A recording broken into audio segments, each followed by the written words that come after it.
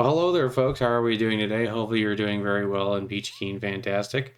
Today I'm trying something a little bit different here, where today I'm actually recording the footage and myself separately talking because I thought it would be a little bit easier for what I wanted to do in terms of voicing the actual thing of the video. So we're going to try that out, and hopefully that helps us out a bit.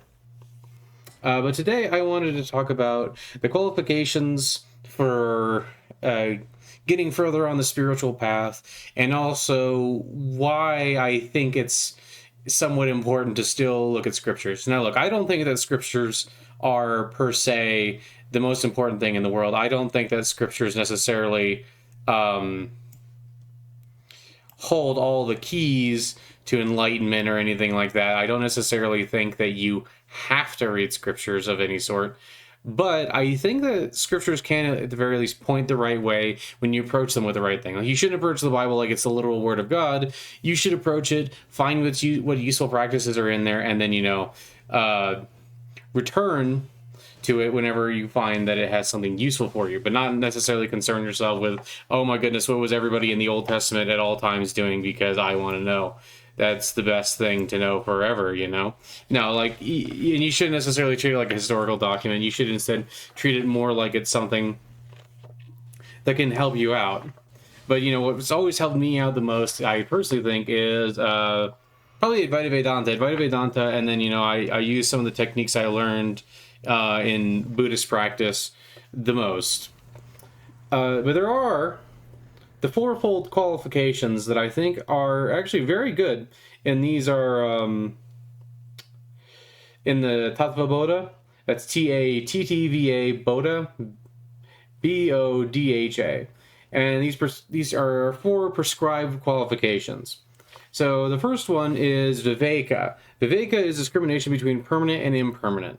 Now, you know, normally when we say discrimination, we're not thinking of good things, but in this case, we're just simply talking about being able to discriminate between what is, you know, God, what is permanent, what is that which outlasts all things, and what is, you know, just impermanent stuff that's not actually that important, you know, like our, you know, like the little things that bother us in life, our little moments of discontentment, as well as our greater issues with, you know, maybe we're not happy with something, and those feelings of, you know, happiness, longing, unhappiness. These are all temporarily, and they come and go. You know, and, you know, also realizing that some things are some things are permanent, like some things are, you know, Brahman. And, you know, we also have the essence of Shiva, and, you know, that there are some things that we need to try to understand the difference, and try to understand that some things you're just going to need to let go because they are impermanent. So they're not always going to stay with you. You know what I mean? You got to make sure you understand those sorts of things, because they can really make a big difference on your spiritual path, and it can really help when it's like, oh man, I'm just having such a bad day, or, you know, like, oh, I'm just so angry right now. It's like, well, yeah, but the anger is impermanent, and you can remember that and try to get past that anger. We also have Vairagya, which is dispassion towards fruits of action in the world and after. So if you're trying to go to just go to heaven, for instance, if you're trying to, like, this is especially from like a Vedic / Advaitic perspective. If you're just trying to go to heaven, you're just trying to go to the nice worlds for a bit, but you're not necessarily trying to achieve enlightenment, what you would do is you would go out and you try to do a lot of good karma, and you try to do lots of good things, but you're not really associating yourself from those things. You're still kind of keeping with those things. And what we're trying to do here, though, when we're looking for enlightenment and when we're looking to get further on the spiritual path, is to not, like, look at things like, I'm doing this so I can get good karma. You're doing what you think will get you closer to God, what will get you closer to realization, and you're trying to be dispassionate about the fruits of the world and all these things that, you know, all these nice things that you can get in the world. You're not trying to focus on those things. You're trying much more to focus on what is important. And, you know, also trying to, once again, this help you get this by having Viveka, by having discernment. You can figure out what's true and permanent and what is worth pursuing. And then from there, you realize, you know, what, like, the dispassion towards the things that are like impermanent, and these things that are like, you know, they come and they go. Like, yeah, we all have fun things. You know, I like swimming, and it's all right to enjoy swimming or something a little bit in the moment, but you shouldn't necessarily be like, ah, yes, this is my only passion. This is the one thing that I keep going. You got to remember that things in the world are impermanent and they will go. So you got to be willing to abandon all the fruits of this world to a certain degree, but you also have to be willing to abandon the fruits of your actions.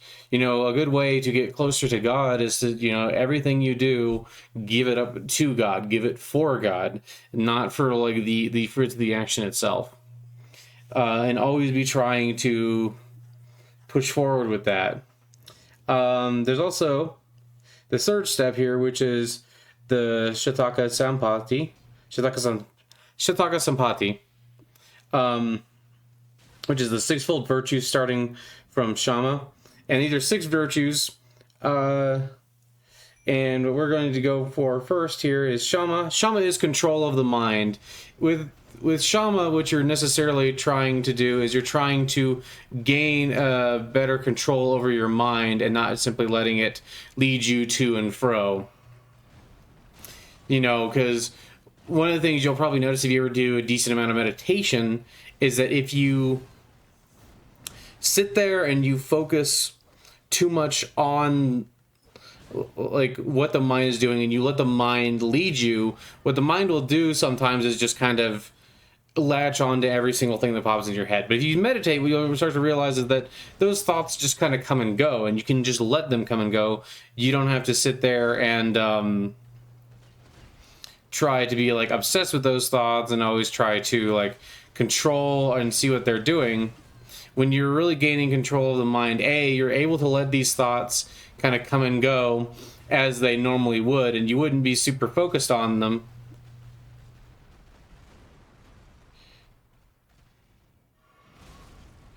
And it's rather important that you try to gain as much control of your mind as possible. And this will definitely take you some time. Some people are faster at it than others. Some people are better at it naturally than others.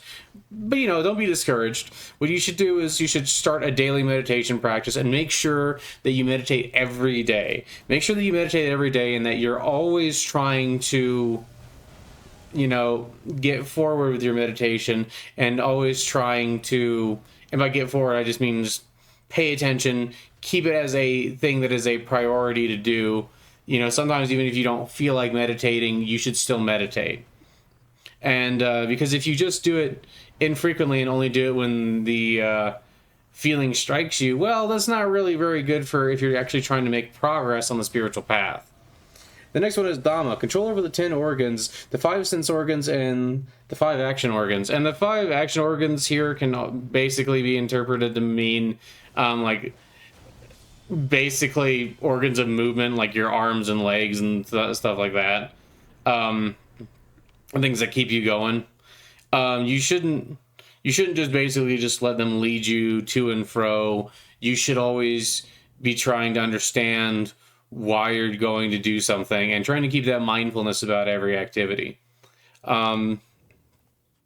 And try to make sure that you understand where you're going and why. But also with the 5 sense organs, you shouldn't just be trying to always make yourself see pleasant things. You shouldn't always just be like striving after tasting delicious foods and things like that. Like, yes, there is, necessarily speaking, you can have the ability to do these things and to engage in the world still, but just make sure that you're not being like controlled by them. You know, like, just because you're a little tired doesn't mean that you're allowed to get mad at somebody and like yell at them or something like that. Or just because you know, like your main goal should be that towards like that dispassion towards the world. And just like the previous one, vairagya, dispassion towards the fruits of your actions and things like that, helps you a lot with these 6 here. But you can definitely see it when you start talking about the senses. See, because the senses are always like trying to find nice things to listen to, nice things to look at, nice things to taste, touch, all that fun things. And there's nothing necessarily wrong with these things by themselves. Don't think of them as evil or like sinful. That's not what we're going for here. But you can understand that you can be controlled by your desire to like engage with pleasant things. And that can make you, you know, maybe makes it so you're like, well, it's much more pleasant to listen to nice music than it is to meditate or anything like that.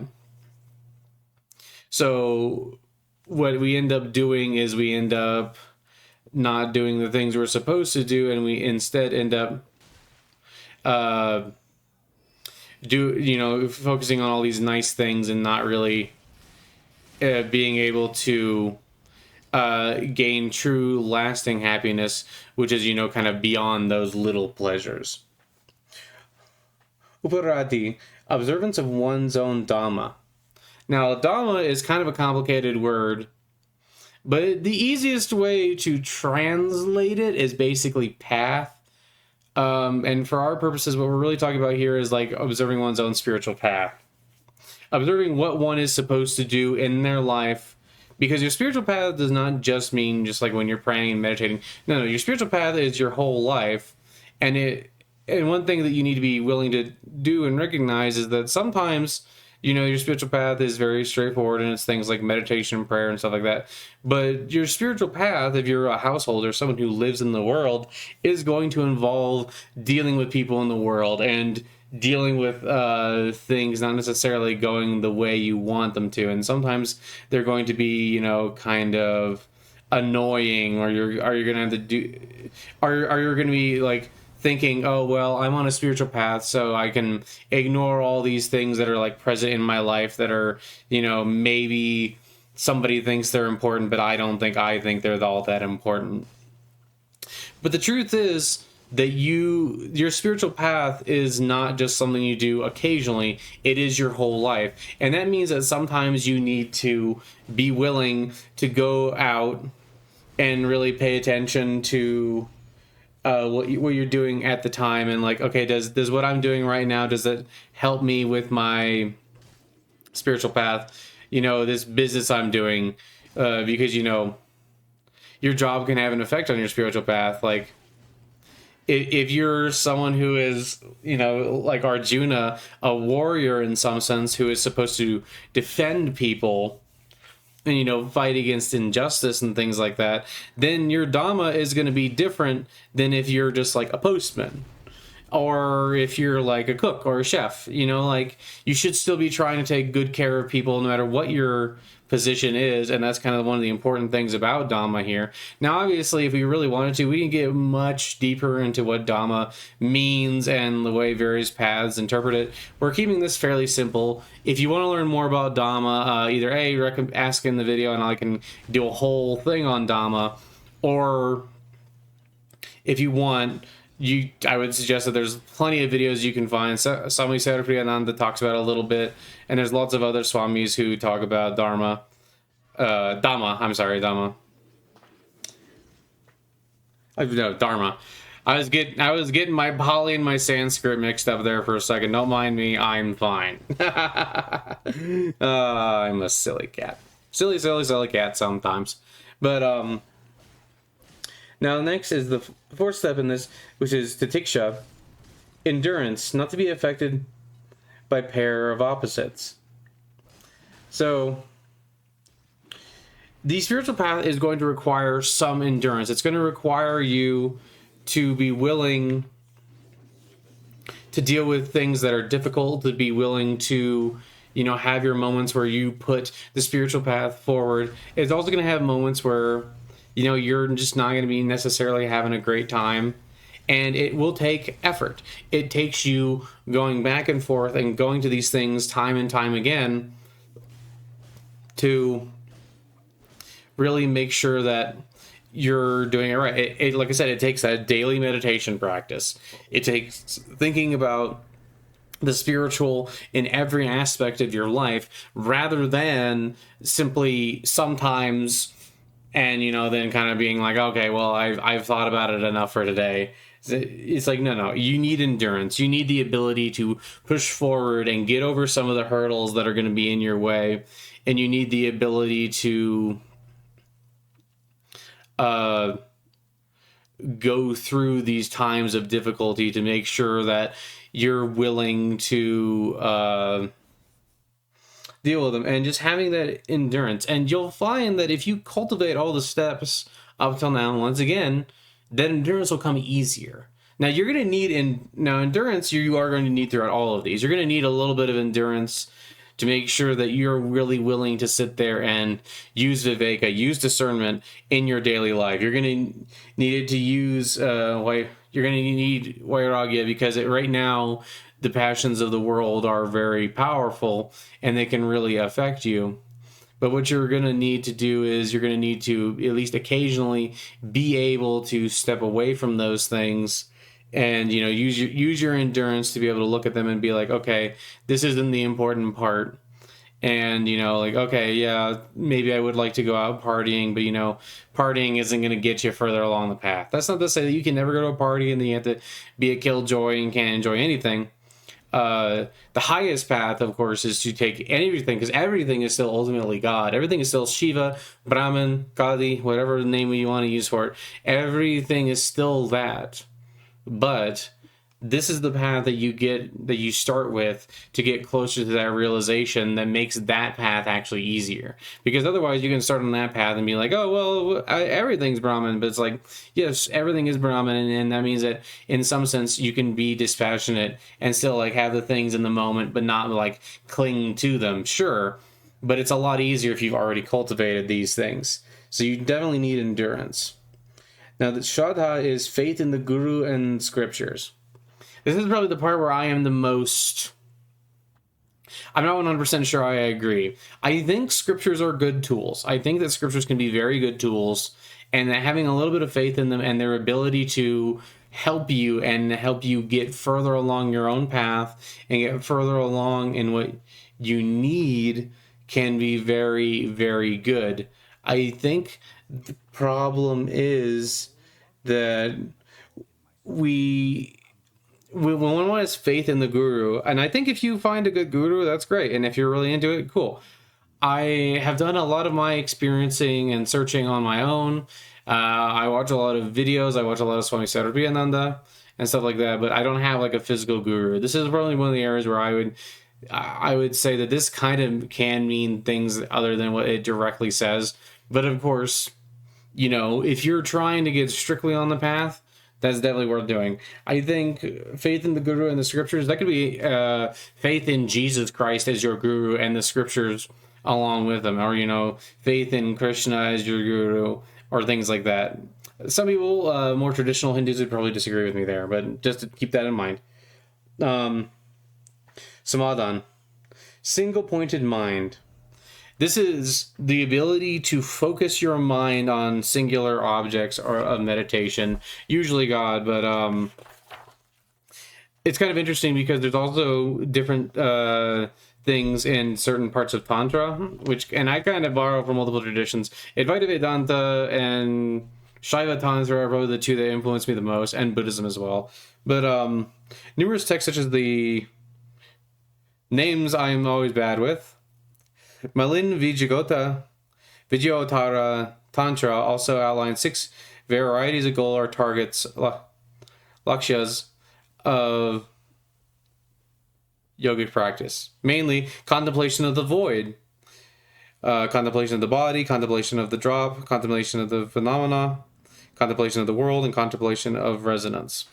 So you can kind of have different focuses there, but the point is that you're trying to get your mind to focus singly on one object rather than just going back and forth to all kinds of different things. It's rather important actually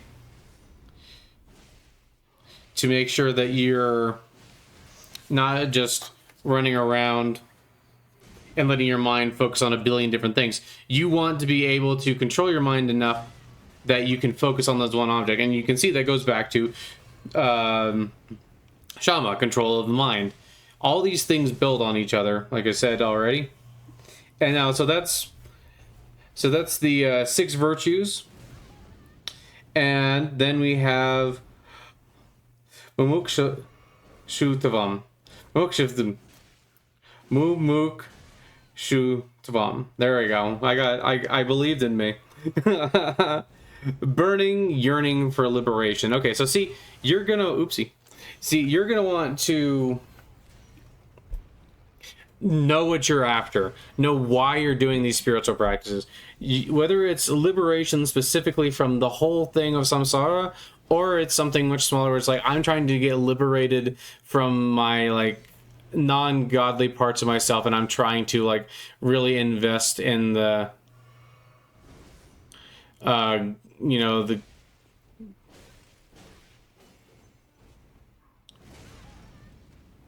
and I'm trying really hard to invest specifically in the godly parts of myself. Or it can be just straight up moksha.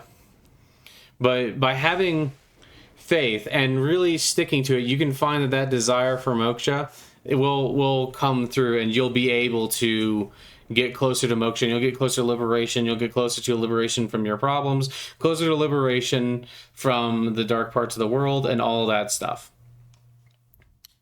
So with that, we're going to, I think I've outlined these pretty well. I think, at least in a short term, you could have entire classes on each of these if you really wanted to.